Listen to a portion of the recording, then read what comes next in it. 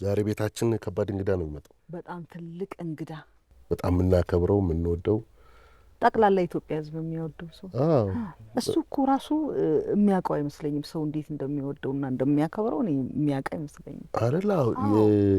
እንዴት እንደወደደው ደግሞ ሰውም ለመግለጽ እድሉን ያገኘ እሱም ለማየት እድሉን ያገኘ ሰው ነው።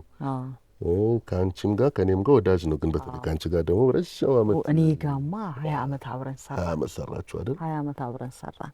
እንደ እንትንም ነው እኮ እኛ እኮ ዳይሬክተራችን ብቻ ሳይሆን በኋላ ላይ እንደ ጓደኛችንም ሆነ። አለቃ መሆን ይችላል አይመስልም? አይ አይችልም አይደለ? አይችልም። ጓደኛ ውጪ መሆን የሚችል ጓደኛ ጓደኛ ይሆናል። እሱም አይወድም አለቅነትና ሆነ አይወድም።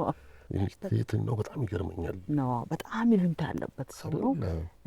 ሙገሳ አይወድም። እሱ ፊት እዚሁን ጨርሰው እንጂ እሱ ሙገሳውን ካለ እዚሁ ጨርስ እንጂ እሱ ፊት ማሙገስ ይጨነቃል። እዚሁ እንዴ ጌት እንኳን ደህና መጣ እንኳን ደህና መጣ ይባላል። ሰላም ነው። እንትን ስላንተ ስናወራ ሳይሆን ስናማ በሚባል ደረጃ እንዴት ነህ? ሰላም ነው ወይ? እንዴት ነህ? ሰላም ነው። ደህና ነህ? የዚህ ቁጭ ብለን እንኳን ተገናኘን። እሺ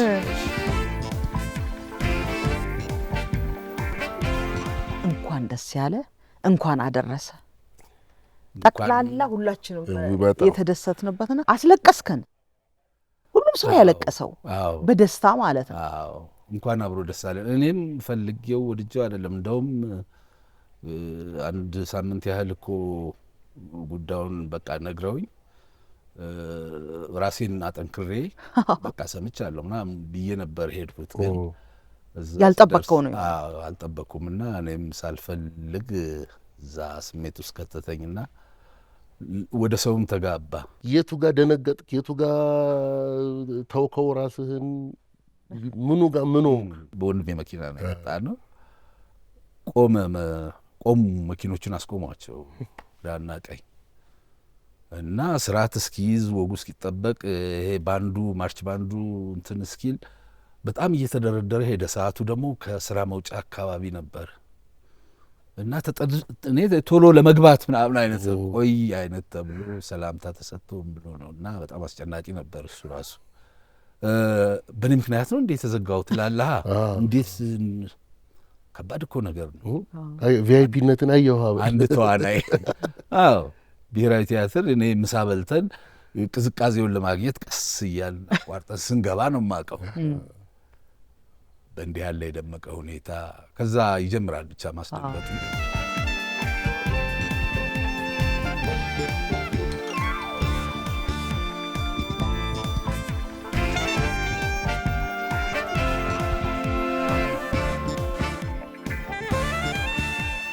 ብዙ ሰው ደስ አለውና እንዲህ ለምንድን ነው የዚሁ ሁሉ ሰው ደስታ ነው ልል የነበረው? አዳራሽ ሙሉ ደስታ፣ አዳራሽ ሙሉ በጣም እና እንደ ህልም እየመሰለ ቆይቶ እስካሁን ድረስ እኮ በቅጡ ነቅተናል ብለህ አይደል? ከባድ ነበር። በጣም በጣም ነው ደስ ያለን። ያው ክብራችንን መግለጽም እንፈልጋለን እና ትልቅ ነገር ነው። ዛሬ ቤታችን ትመጣለህ ሲባል በቃ ጌትሽና ታደስ ደግሞ እንትኑም ሙሉ ሆነ እንጂ አሁን ጌትሽና ሙሌ መቼ ነው መጀመሪያ ያያት? የብሔራዊ ቲያትር እንጠያየቅ ከተባለማ ጠይቅልኝ እንጂ 83 ነው እኮ 1983 83 መጨረሻ ክረምት ነው። እኔ ተስፋዬ ገብረሃና ቴድሮስ ተስፋዬ፣ ሰለሞን ሙላት እና የመጀመሪያ የኔና እሱ እንትን ነው የሌሊት እርግቦች። አዎ በስራ የሌሊት እርግቦች ነው። በገዛ ደረጃ ግን ታይፕ ታደርግ ነበረ ሙላለም ታስታውሳለህ? እሱን አንዴ ታዲያስ ግጥሞች ጽፌ ታይፕ የሚያደርግልኝ ምናምን ስል ጎጆ ቤቶች ነበሩ ደርሰህባት? እዛ ውስጥ ስጠቀጥቅ ይሄን ነገር እስቲ ታይፕ ይደረግልኝ ብዬ ተባበረችኝ። በዛ ነው የሚጀምረው። ከዛ የሌሊት እርግቦችን ሰራችሁ አብረን ሰራን። በምንድን ነበር የምታውቂው ሙሌ አንቺ? እኔ ያው በፊት በላይ ዘለቀ ከዛ እንደገና ደግሞ እየመጣው ቲያትር ያለው እነሱ የሚሰሩበትን እንትን ላይ አይቼዋለሁ። አንድ ጾት ላይ ሐሙስ ቲያትር ላይ የምሬን ነው ብለህ አንድ ቀን መድረክ ላይ ከዚህ ሰው ጋር እሰራለሁ ብያለሁ በልቤ። ያ ደግሞ ሐምሌት ላይ ሆነ። ሐምሌትን ሰራችሁ? ባለካባ ከዛ በፊት አይደለም እንዴ? ባለካባው እውነትህን ነው ይቀድማል።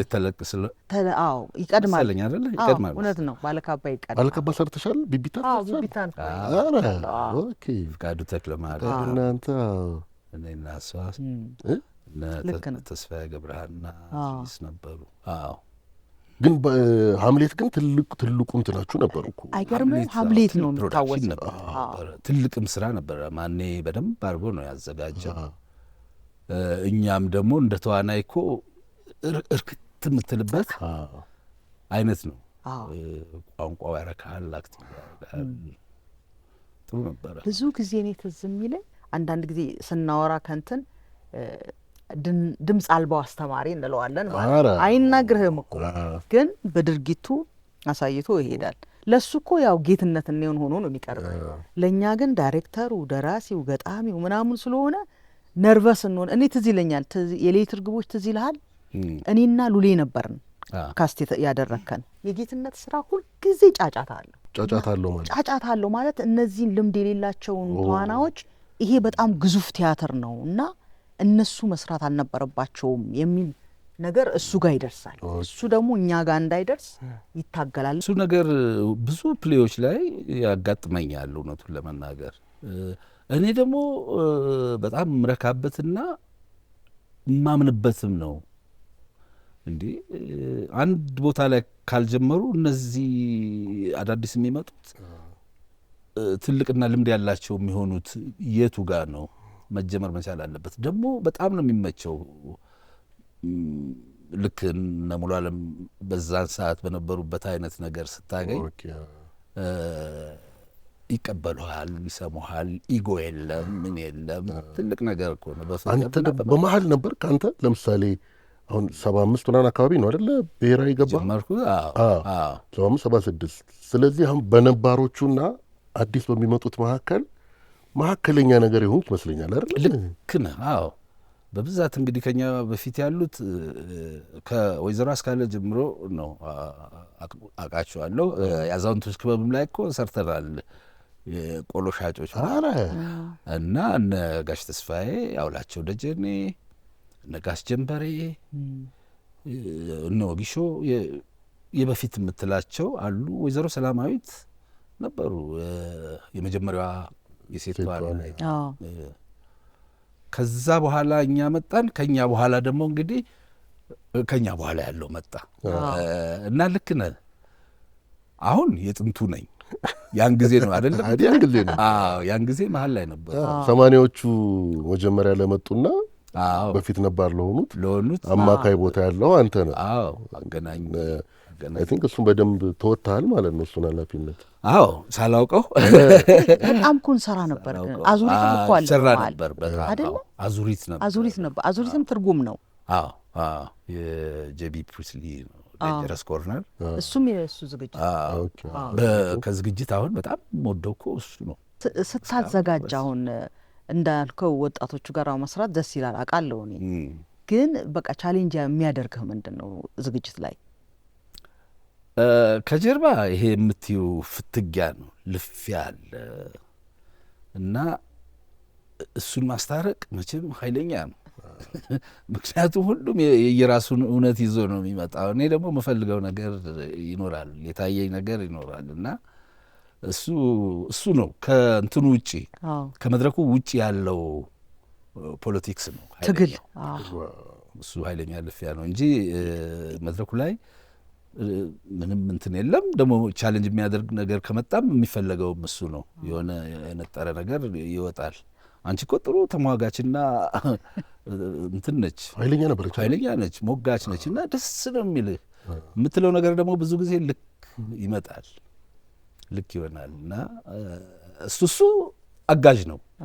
የውጭው ግን ነፍስህን ነው የሚያሳምነው። እንዴት ነው ዲሳይድ ያደረግከው ቲያትር ዲፓርትመንት ጆይን ለማድረግ? እንደውም ጂኦግራፊ ነበረ አይደል ልታጠና ነበረ? አዎ ስመጣ ከጅማ ጂኦግራፊ እማራለሁ የሚል ነገር ነው በውስጤ ይዤ የመጣሁት። ከዛ ተከፍቷል ለካ አንድ አመት የመጀመሪያዎቹ እነማን ያዘዋል ያሉበት ጀምረዋል። እና ፍሬሽማን እንደጨረስን ዲፓርትመንቶች ተለጥፈዋል። 13 ነበሩ መሰለኝ ጊዜና የተለጠፉት ደግሞ ባህል ማዕከል ግድግዳ ላይ እዛ ነው ያየኋቸው። ከአንድ ጓደኛዬ ጋር ሆኜ ዝርዝሮቹን ስናይ 13ኛው ቲያትር አርትስ ነው። እኔ ይህን ነው የምመርጠው ምናምን አልኩት። አብሮኛለሁ ጌታቸው ይባላል። እሱ አካውንቲንግ ነው የጨረሰው እና እንዲ አብድሃል እንዲ ምናምን አይነት ነገር ነው ያለው። በቃ ይሄን ነው አልኩት። እንደውም አንተም ይሄን መምረጥ አለብህ አልኩት፣ ብዙ እንዳይሟገተኝ። አይ ብሎ በቃ ተወኝ። ምክንያቱም የትኛውም ዲፓርትመንት የሚያስገባ ነጥብ ነበረኝና እንዴት እንደዚህ ይሆናል አለ። ጂኦግራፊን እርግፍ አድርጌ ተውኩና መረጥኩ። ነበር ሃይ ስኩል ምናምን ትሰሩ ነበረ? ነበረ። አዎ አንደኛ እጽፍ ነበር በፊትም ጀምሮ። በኋላ ደግሞ ጅማ የቀበሌ ኪነት የሚባል ነገር ነበር። እዛ ላይ አንድ ቲያትር መስራቴን አስታውሳለሁ። ለዚህ ነው እና ነበረ እንትኑ። እስቲ ስለ አዲስ አበባ ዩኒቨርሲቲ ባህል ማዕከል ንገረን። እንዴት ጀመረ? ወደ እሱ ብዙ ሰው መስማት ይፈልጋል። ባህል ማዕከል ከጀመረ በኋላ ነው እኔ የሄድኩት። ተፈሪ መጀመሪያ ከነ ተስፋዬ ለማ፣ ሙላቱ አስታጥቄ እንደዚህ ሆነው ጀምረውታል። ከተፈሪ ጋር ያው አንድ ዲፓርትመንት ነን እና ግጥም መጻፌን ያውቃል። ምን ይላል አንድ ግጥም ወስዶ ለተስፋዬ ለማ ሰጠው እንዲዘመር ብቸኝነት የሚለው መሰለኝ እና ና አለኝ። እሱ ሲሄድ ጥሩ ነገር ነው ባህል ማዕከል። እዛ በቲዮሪ የሚያስተምሩን ዲፓርትመንት እኛ እዛ እየሄድን መሞከር ጀመርን። ቤታችን አደረግነው። እንደገና መከፈቱ ነበር። መብራቱን እንሰራለን፣ ምናያትን ከዚህ ፍረን ላይ ትለቃለህ፣ ይሄኛው ከዚህ ይመጣል ምናምን የሚለውን እሱን ሁሉ ማድረግ አለብን። ሮበርት ማክላረን የሚባል ዲሬክተር ነበር አስተማሪያችን እና እሱ አስተካከለው። አብረነው ሰራን። ድምፁንም እኛንን፣ ላይት ኢፌክትስ እኛውንን፣ ገጣሚዎቹ እኛንን። የስነ ጽሁፍ ምሽት ሲኖር ግጥሞች እናነባለን ግራና ቀኝ። ትልቅ ትዝታ ነው ያለኝ እኔ ለባህል ማዕከል። የመጀመሪያ ቲያትርን ታስታውሰዋል? እዛ በአክቲንግ ጠልፎ በኪሴን ነው የሰራ ነው ባህል ማዕከል 73 ማለት ነው። ማን ያዘጋጀው? 3ኛ ዓመት እያለ ከዛ ለመመረቂያ የጻፍኳት ስንብት የምትል አንድ ቲያትር ተፈሪ አዘጋጃትና እዛው መድረክ ላይ ቀረበች። እነ ኪሮስ መንበረ የተጫወቷት። መቼም ያኔ የተሰማኝ ኩራት አይደል?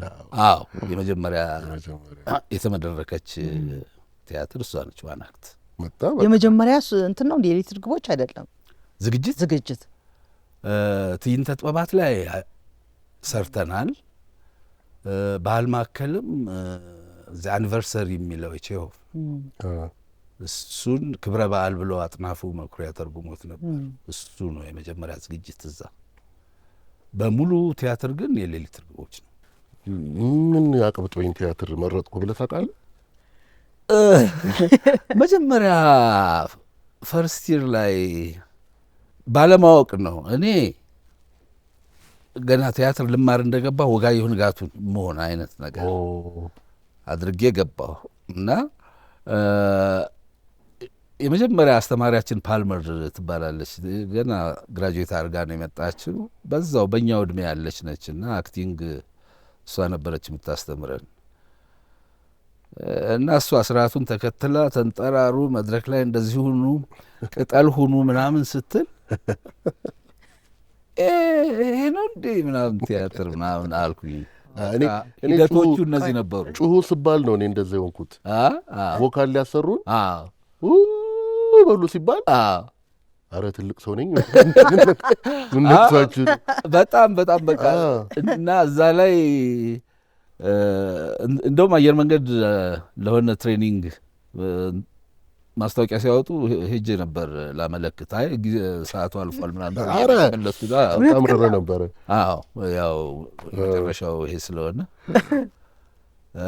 ከዛ በኋላ ግን እየገባ ይመጣ ሁሉም ነገር ሂደት እንዳለው። አንድ የጭካኔ ጥያቄ ልጠይቅህ። የጭካኔ ጥያቄ ከአሪፍ ገጣሚ ነህ፣ አሪፍ ደራሲ ነህ፣ አሪፍ ተዋናይ ነህ፣ አሪፍ አዘጋጅ ነህ እና ከነዚህ ውስጥ አንዱን ብቻ ምረጥ፣ ሌላውን ለጊዜው መስራት አችልም ብትባል የትኛውን ትመርጣለህ? ነፍስ ወደ የትኛው ታዘነብላለች? ማለት እኩልስ መሆን ይችላሉ? የእውነት ከባድ ለእኔ ከባድ ጥያቄ ነው። ከተገደድኩ ግን ያው አንዱን ማግኘት አሪፍ ነው። አሁን ባለሁበት ሁኔታ አዘጋጃለሁ። ከ80 እስከ 90 ምናምን ቢሆን ኖሮ የምጠይቀኝ ይሄን ጥያቄ ትወና የምጽፈውን ግን ቤቴ ለምሰራው ነው። ምን አገባ ቤቴ ለምጽፈው ምን አገባ ነው ምትል? እንደዛ ይመስለኛል። እንደው ሁለቱን እንትን ልበልና ዝግጅቱና ምናምኑ ትወናውን እንደ ካራክተር በጣም እንጆ ያደረግከው ሀምሌትን ነው። ሀምሌት በጣም ፈታኝ ነው እኮ አይደለ? ሀምሌት ቀርቧል፣ እሱ በጣም ቀርቧል። ሀምሌት በጣም የሚያረካ ነው። ጨርሰን እኮ ከወጣ በኋላ ለተወሰነ ጊዜ ምንም ከሌላም ሰው ጋር አላወራም፣ ምንም ለተወሰነ ጊዜ ይዞ ይቆያል። አይተኸዋል እንዴ? ደርሰሃል? አዎ ደርሻለሁ፣ አይቻለሁ በደንብ። ለምሳሌ ያው ለመግባት እኮ አሁን ቲያትር ለመግባት ካሰብኩባቸው እሱ እኮ አንዱ እሱ ነው፣ ሀምሌት ነው። ሀምሌትን አይቼ በቃ እዚህ መድረክ ላይ አንድ ቀን ወጥቼ እንደዚህ መስራት አለብኝ አይነት ነገር የሆነች ኢንስፓየር የምታደርግ ነገር አለች አይደል? እንደዛ ነው። እና ከነፍስ ጋር ይገናኝ ነበረ ሀምሌት። እንደ ገጸ ባህሪው ይገናኛል ከነፍስ ጋር አይደል? ያቺን ይመስለኛል መሆን አለመሆን ነው እኮ አይደል? ጠቅላላ እንትኑ ንግስና አካባቢ ይሁን እንጂ እንጀራው አርቲስት እኮ ነው። እና የሆነ ቅርርብ ነገር አለን። የምር ፍልስፍና ያለ ይመስለኛል። ህይወትን በዚህ መልኩ ብኖር ነው የሚሻለው ብለህ የሆነ የህይወት ፍልስፍና ምንድን ነው ስባል አሁን እኔ ደስ አይለኝም። ግን አሁን ሀምሌትንም ሳይ አንተን ሳይ በተገናኘንባቸው ጊዜዎች ከነገ ወዲያ አገኘዋለሁ ብዬ ነው የምንለያየው። ከዛ ደግሞ በሆነ ጊዜ ነው የምንገናኘው። የራስህ የሆነ እንትን አለህ እና ምንድን እንደ ፍልስፍና እንትን ያልከው ነገር አለ እንዳልከው? አዎ የህይወት ፍልስፍና ነው አይደለም? አላውቀውም። እውነቱን ለመናገር ስኖር በቃ መኖር ነው ፍልስፍና። እኖራለሁ አርፎ ነው። አዎ እንዲህ መቀላቀሉ ወይም ነጠል የማለቱ ይሁነኝ ብዬ እስቲ ህይወቴ እንደዚህ ላድርገው ብዬ ሳይሆን ምናልባት አስተዳደግና ባህሪ የሚቀረጽበት ሁኔታ ያደረጉኝ ይመስለኛል። በጣም አልቀላቀልም። ስቀላቀል ደግሞ በደንብ ነው የምቀላቀለው በኃይለኛው። ነጠል ማለቱም እንዳልኩህ ለስራዎች በጣም ይመቻል።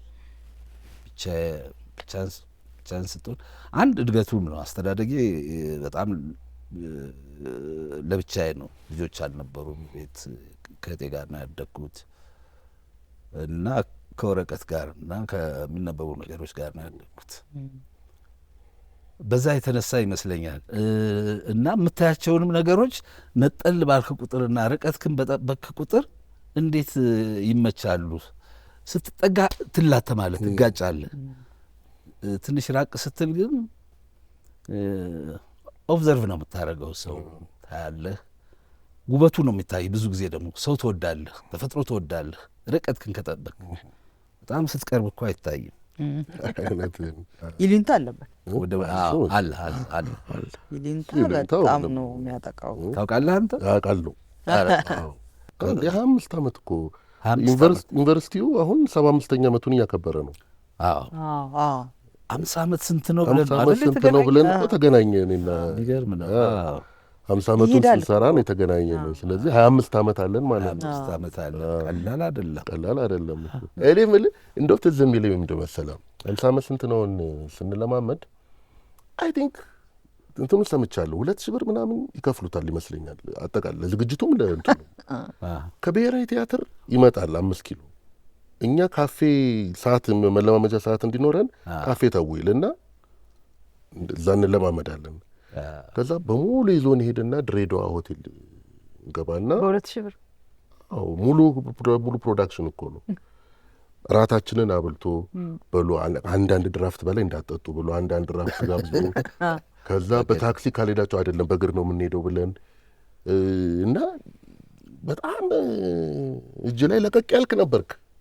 እንዴት ነው አሁንም እንደዛው ነው ወይ?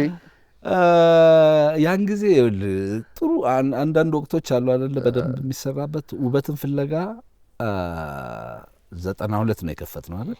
1992 50 ዓመት የሞላው 93 ነው። የድርሰትና የዝግጅት አለች የውበትን ፍለጋ እና የድርሰቱ ሙሉ አዳራሽ ስለነበረ ጥሩ ብር ነው። ከዛ ደግሞ ያን ጊዜ ኑሮው ጥሩ እኮ ነው። ብዙ እኮ አይጎዳም ነበር። አሁን እንደዛ ራትን በልተን ከዛ በኋላ ብስራተ ገብርኤል አካባቢ ነበር የምኖረው። በኮንትራት ታክሲ ስመለስ 25 ብር ነው መሽቶ 25 ብር።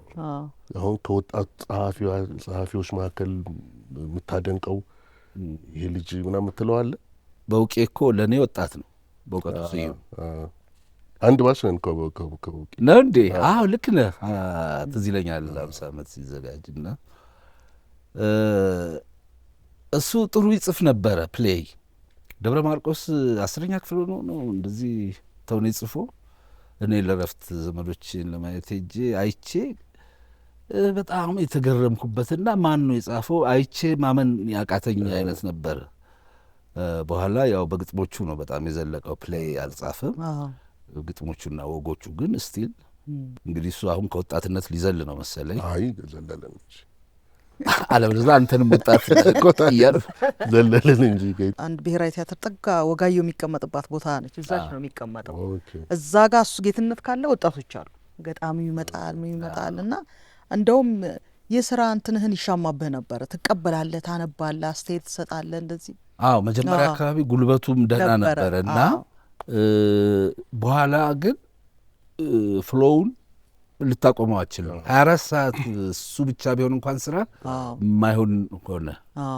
ከዛ መጥፋት መደበቅና አለመገኘት ጀመርኩኝ እንጂ በጣም ይቀርቡን ነበር። በተለይ ግጥሞች ላይ በተለይ ገጣሚዎች እስከተወሰነ እንትን የማይመጣ አልነበረም። በዚህኛው መስክ ብዙ አልሰራሁም። ላይፍም ላይ እንደው ይህችን ነገር እንዲባረግ ምናምን ብለህ የምትቆጭበት ነገር አለ? የሚቆጭህ ነገር? አሁን አይ እውነቱን ለመናገር የለም። ፊልምን በምርጫ ነው ያልሰራሁት። በቃ የመድረኩ በመምረጥ አይነት ነገር ነው። ውበትን ፍለጋ ነው። እኔ አሁን አንተ ከሰራሃቸው በጣም አርክቶኝ የሰራሁት በተለይ አርሴማ ለእኔ በጣም ፈታኝም ነበረች፣ ግን ምታረካም ገጸ ባህሪ ነበረች እና 5 ዓመት ሰርተነዋል እሱን ቲያትር። ከዛ በኋላ ደግሞ ወደ ፊልም ቀይረነዋል እና በጣም ህዝቡ ውስጥ ገብቷል ውበትን ፍለጋ ታትሟል። እና በጣም አከራካሪ ነበር። ትዝ ይልህ እንደሆነ ዩኒቨርሲቲው ሁሉ ተጠርተን እንትን እንል ነበር። በነ ሚኪ ባች መሰለኝ። ብዙዎቹ የጌትነት ታሪክ ነው ይላሉ። በአብዛኛዎቹ የማ ታሪክ ነው? ቤዝድ ኦን ትሩ ስቶሪ ነው እንዴ? የደራሲው አሻራ የሌለበት የድርሰት ስራ የለም ይላሉ። የሆነ ነገሩ ይኖራል። ሙሉ በሙሉ የጌትነት ታሪክ አይደለም። እምነቶች እዛ ውስጥ ያሉ ሊሆን ይችላል። ምነው ታውቂያለሽ፣ አሁን አባቷ ቤት የሰጡት ትዳር የያዘ ይገረሙ ምናምን አይደለም። እንዲህ አይነት ኮንፍሊክትም ውስጥ የለም። የተወሰኑ ግን ቢሄቪየሮች ምናምኖች ይኖራሉ እና ምናልባት በፐርሰንት ማስቀመጥ ይቻል ከሆነ 1/40 ሊሆን ይችላል። አይ ደህና ነው እንዴ 40 ጥሩ ነው 40-60 ስለዚህ ሰዋት 60 50 ሺህ ሆኖ 1/40 የኔ ነገሮች ቢኖሩ ደህና ነው። አይ መሰረቱ እኮ እንደማለት ነው። እና የዛ ነገሮች ይኖራሉ። እኔ ሳሳትመው ብዙ ስለሰራ ነው፣ ብዙ ስለተወደደ፣ ብዙ ታሪክ ስላለው በራሱ ቲያትሩ ራሱ እኮ ብዙ ታሪክ አለው። በዛ የተነሳ እንደ ማስታወሻም ነው የሰራኋቸውም ስራዎች ከጀርባ ምናምን ዝርዝሮቹን አድርጌ አንድ የኔ ታሪክ የቲያትር ስራ ላይ ነው እና እነሱን ሊስት አደረኳቸው ለተማሪዎች 40ውን ከዛ ይወስዱና እንደዛ ያደርጉታል። ምንድነው ፕላን አሁን ምንድነው ቀጥሎ እየታሰበ ያለው? በእውነት ትንሽ ማረፍ እንዳለብኝ ይሰማኛል። ትንሽ ጤንነት ማዳመጥ እንዳለብኝ ይሰማኛል። ወድጄም ሳይሆን ራሱ እያስገደደኝ ነው። ሁልጊዜ በእሁድ ቤት እሁድ አንዳንድ ርዕስ እንይዝ እና በሱ ላይ እንነጋገራለን። የዛሬው አራድነት ነው። ምንድነው አራዳ? ለዛ ነው አራዳ አራድነት መጀመሪያ በቃ ፖዚቲቭ ነው። ስለዚህ ፖዚቲቭ የሆኑ ነገሮች፣ መልካም ነገሮች አራድነት ውስጥ አሉ። አሁን ሰራሁለት ወይ መለተፍኩት ወይ ምን አደረግኩት አራድነት የሚመስለዋል አይደለም። አራድነት ለሰው ማሰብ ነው። እውነቱን ለመናገር አራድነት ሰውነት ነው። ለምን በዚህ አሪፍ መልስ ነው። አራድነት ሰውነት ነው። እኔ ጌቱ ወደ ሽልማቱ ልመልስ። ተስፋ ኢንተርፕራይዝ እሱ ነው አይደለ? የአንበሳውን ድርሻ ወስዶ ይህን ሁሉ ነገር ኤቭሪቲንግ ማለት ትችላለህ። ምንድን ነው አሁን ለሱ ያለ? ምክንያቱም ያልጠበቅከው ነገር ነው። መነሻ ይሁኑ እንጂ እህቴና ወንድሜ ትልቁን ነገር የሰራው እሱ ነው እና ከእሱ ጋር በተወሰኑ ስራዎች ተገናኝተናል። ያው የቴዎድሮስ ስራዬንም ሲያደርግ ምናምን እና ፍቅሩ ኃይለኛ ነው። በጣም ተቆርቋሪ ነው። ለኔ በጣም ትጉ ነው። ታታሪ ነው። ቀና ነው። አራዳ ነው ማለት ነው አይደል? እንደው በዚህ አጋጣሚ በእውነት ተፌን ደስ ይለኛል። በጣም አመሰግናለሁ። ተፈራ ከነ ኢንተርፕራይዝ፣ መስከረም አበራ ትንሽ ትመስላለች። በጣም ከአቅሜ በላይ የሆነ ስራ ነው የሰራችው። አሌክስ አለማየሁ ታደሰ፣ ተስፋዬ ገብረሃና፣ ወንዶሰን ይልማ፣ ወንዶሰን ወርቁ ተፌውን ትልቅ ስራ ነው የሰሩትና ትልቅ ሸክም ጥለውብኛል። አዳነች ወልደ ገብርኤል እና ያው እህቴና ወንድሜ አሉ። እነሱ እንግዲህ የቅርብህን ትረሳለህ ምናምን ልትረሳ ነበር ነበር። አዎ የእውነት በቃ ትተዋቸዋለሁ ጉዳያቸው ነው አይነት ነገር ትልና ትዕግስት አርጌቦና ዘውዱ አርጌቦ ላመሰግናቸው እወዳለሁ ለሆነ ሁሉ። ትልቅ ነገር አንተንም በጣም አመሰግናለሁ። እኛማ አንተ እምልህ የዘመን ተሻጋሪ አስተማሪያችን ዳይሬክተራችንም ብቻ ሳትሆን ምንወድህ ጓደኛችንም ጭምር ስለሆንክ እነሱን እኛ በጣም ከሚገባው በላይ አይደለም በእሁድ ቤት አይደለም በኢትዮጵያ ሕዝብ አጠቃላይ እጅግ በጣም እናመሰግናቸዋለን። ጌትነት እኔውን ያከበራችሁ እግዚአብሔር ያክብራችሁ በእውነት አይደለም። ልክ ነው። ትልቅ ነገር ነው። ትልቅ ነው። የእኛንም እንትን ነው የተወጡት። በጣም ስሜታችን ነው የተወጡት። ያው እንዳየኸው የተጋራ ነገር ነው። ለምሳሌ ላይ የተጋባ ነገር ነው። ከግጥሞቹ መሀል ግጥም ይዘናል። እውቀትን ፍለጋ ዘህናል። እንግዲህ ይሄ በኤዲሽን ነች 94 ፈርማ የሰጠኸኝ ነው። ይሄ እስቲ የመረጥከውን 93 50 ዓመትን ሰራን 94 እንዲህ ፕሮዳክቲቭ የሆነ የተወሰነች ዓመት ነበር። ብቻህን ሙት እስኪ በሞት የሚል አለ። የሆነች ሴት ነች የምትለው። ለምን እሱን ነው ያላነበው? በጣም አሪፍ። እሺ ብቻህን ሙት እስኪ በሞቴ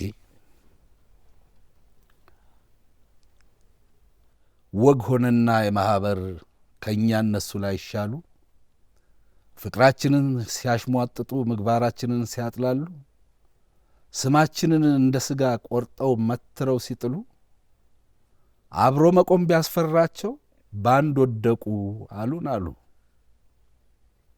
እና እንዲህ ስምህን ከስሜ ባንድ ፈጭተው ከሚያቦኩት ጥሏት ኖሮ ይዟት ሞተ በሚል ስላቅ ከሚያነሱት ግብርህን ከግብሬ ጋር ባንድ ምጣድ ከሚያከስሉት እኔስ መቼም አንዴ ሴት ነኝ ግድ የለም ስሜን ያጉድፉት።